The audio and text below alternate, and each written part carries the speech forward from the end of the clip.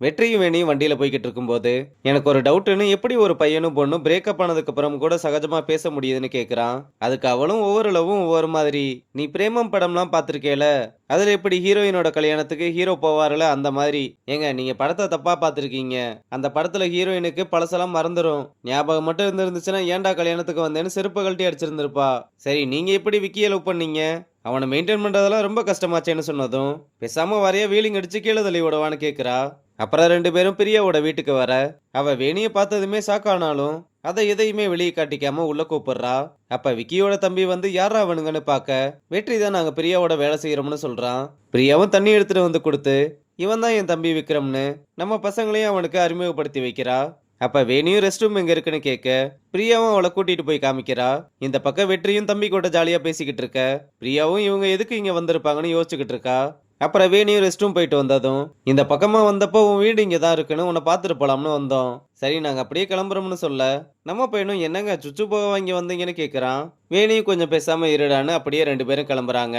அப்புறம் நம்ம பையனும் எதுக்கு இங்க சம்மந்தமே இல்லாம வந்தோம்னு கேட்க, வேணியும் அவளுக்கு தெரிஞ்ச எல்லா விஷயத்தையுமே சொன்னதும், என்னங்க சொல்றீங்க, நடந்தது எல்லாத்துக்குமே பிரியா தான் காரணமா?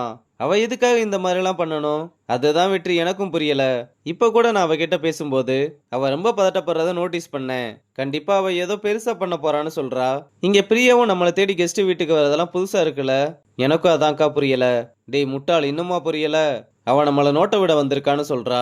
வேணியும் அவ பண்ற பிளான் எல்லாத்தையுமே நம்ம முன்கூட்டியே தெரிஞ்சுக்கணும்னு சொல்ல, பேசாம நம்ம ஏன் அவளை கம்ப்ளைண்ட் பண்ணக்கூடாதுன்னு கேட்டா, அதுக்கெல்லாம் ஆதாரம் வேணும்னு சொல்றா. இந்த பக்கம் பிரியாவும் வேணி அடங்குற மாதிரி தெரியல. நெடுமாறனுக்கு ஒரு பாயாசம் போட்ட மாதிரி இவளுக்கு ஒரு பாயாசம் போட்டுற வேண்டியதான்னு சொல்றா. இந்த பக்கம் வெற்றியும் வேணி சொன்ன எல்லாத்தையுமே கேட்டு ரொம்பவே சாக்குல இருக்கான். அங்க கட் பண்ணா ரகுபதியை ராஜனும் ரியாவும் எப்படியோ ஹாஸ்பிட்டலுக்கு கூட்டிட்டு வர, டாக்டர்ஸும் அவருக்கு வேகமா ட்ரீட்மெண்ட்டை ஸ்டார்ட் பண்றாங்க. அப்புறம் இந்த விஷயம் தெரிஞ்சு எல்லாருமே ஹாஸ்பிட்டலுக்கு வர, வெற்றி ரகுபதிக்கு இந்த மாதிரி ஆனதுனால ரொம்பவே ஃபீல் பண்ணிக்கிட்டு இருக்க.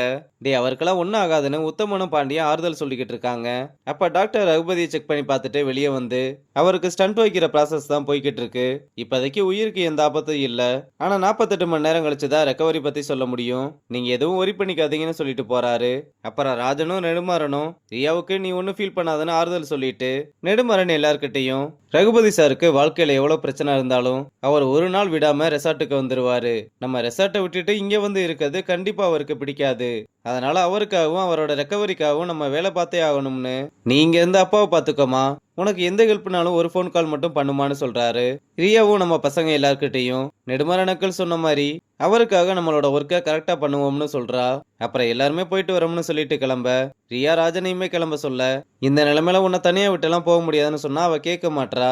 அதனால ஐசுவ கூட இருந்து பாத்துக்க சொல்லிட்டு கிளம்புறான். அப்புறம் வெற்றியும் கடையில வேலை எதையும் பார்க்காம ரகுபதிக்கு இப்படி ஆனதை நினைச்சு ரொம்ப ஃபீல் பண்ணி அழுதுகிட்டு இருக்கான். அப்ப பாண்டியன் வந்து இதை பார்த்துட்டு என்னடா அழுதுகிட்டு இருக்கேன்னு கேட்டா, ஏன் பாண்டி நல்லவங்களுக்கு மட்டும் இப்படி நடக்குது, யாருமே என்ன நம்பாதப்போ அவர் மட்டும்தான் என்ன நம்பினாரு. அவரை இந்த நிலைமையில என்னால பார்க்கவே முடியல. அவர் திரும்பி வந்துட்டா எனக்கு அது மட்டும் போதும்னு சொல்ல, டேய் நீ கவலைப்படாத, கண்டிப்பா அவருக்கு ஒன்றும் ஆகாதுன்னு சொல்றான். இங்க ராஜனும் ஏன் இன்னும் டெய்லி பட்ஜெட் ரிப்போர்ட்டா கொண்டு வரலன்னு கேட்டா, ரகுபதிக்கு உடம்பு சரியில்லாம இருக்கிறதுனால இனி எல்லாத்தையுமே நான் தான் பாத்துக்க போறேன்னு நெடுமாறன் சொல்லி அவரே அந்த பேப்பர்ல கையெழுத்து போட்டு டிஸ்ட்ரிபியூட்டும் பண்ணியிருப்பாங்க.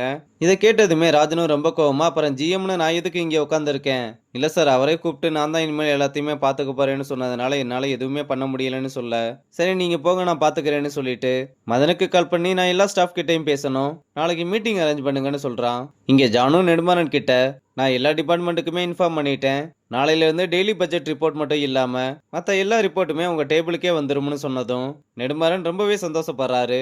ராஜன் ஏதோ சீக்கிரட்டா ஸ்டாஃப் மீட்டிங் போடுறதா கேள்விப்பட்டேன், எனக்கு என்னமோ இதை பத்தி பேசுறதுக்காக தான் இருக்கும்னு தோணுதுன்னு சொன்னதும், எதுக்கு இந்த மாதிரி கருவேப்பிள்ளைங்களை பத்தி எல்லாம் கவலைப்படுற, இந்த கேமே இப்பதான் ஆரம்பிச்சிருக்கு, நீ அதை வேடிக்கை பார்த்து என்ஜாய் மட்டும் பண்ணுன்னு சொல்றதோட இந்த எபிசோட முடிச்சிருக்காங்க.